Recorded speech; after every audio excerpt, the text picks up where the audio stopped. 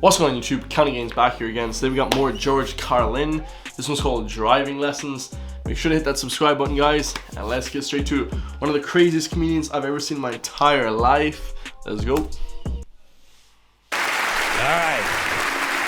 Now, let's have a little fun here tonight. Let's do the show that I was planning on right up till September 10th. And it starts by me explaining to you that and a lot of you know this already, I don't talk about myself very much in my shows. You know, it's really not my style.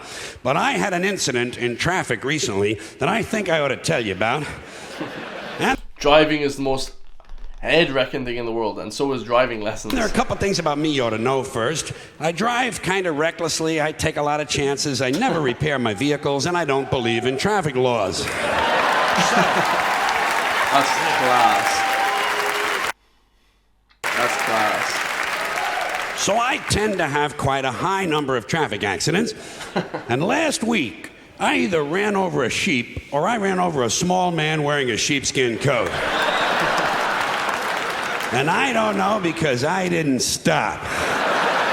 I do not stop when I have a traffic accident. Do you? Huh? Do you? No, you can't. Hey, who has time? Not me. I hit somebody, I run somebody over. I keep moving.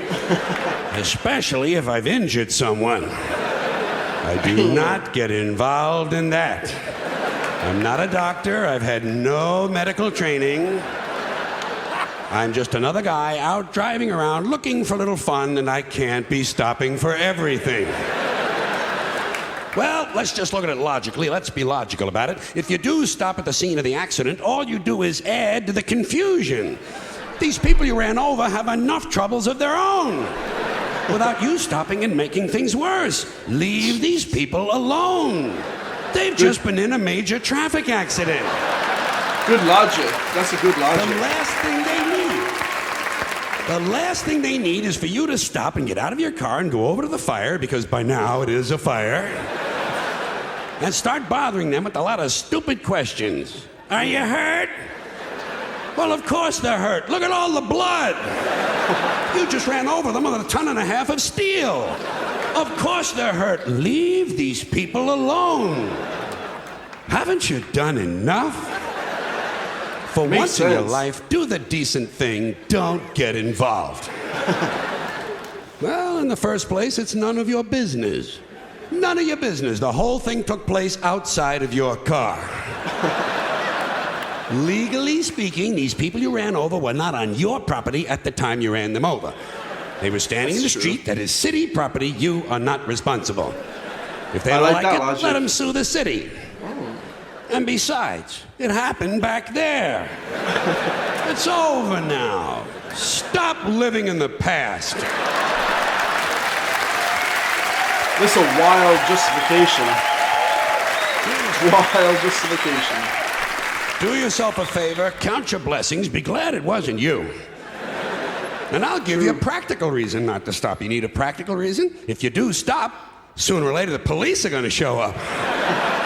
Is that what you want? Huh? Waste even more of your time standing around filling out forms, answering a lot of foolish questions, lying to the authorities? True that. And by the way, who are you to be taking up the valuable time of the police department? These men and women are professionals. They're supposed to be out fighting crime. Stop interfering with police. True. And besides, didn't anyone else see this accident? Huh? Are you the only one who can provide information? Surely the people you ran over caught a glimpse of it at the last moment. So let them tell the police what happened. They were a lot closer to it than you were. There's no sense having two conflicting stories floating around about the same dumbass traffic accident. True. Things are bad enough. People are dead. Families have been destroyed. Time to get moving. Now, on the other hand, if I should be out driving around looking for a little fun, and I see an accident, one that I'm not involved in, I stop immediately. Well, I want to get a good look at what's going on. I enjoy that sort of thing. Someone else is injured, I want to take a look. I am Curious George. You know? That's hilarious. But people don't like that. Police don't like it. They say you're rubbernecking. They say you're blocking traffic. Never mind that shit. I want to take a look.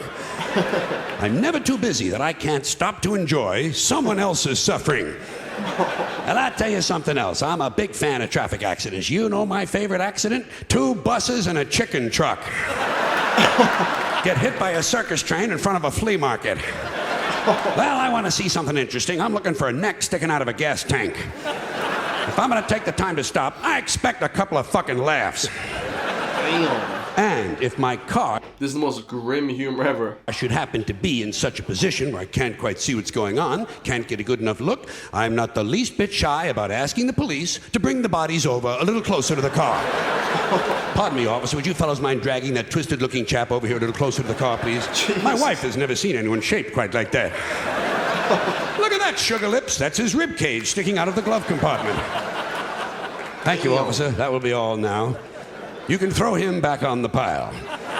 We'll be moving along, and off I go out onto the highway, looking for a little fun. Perhaps a tanker truck filled with human waste will explode in front of the Pokemon factory.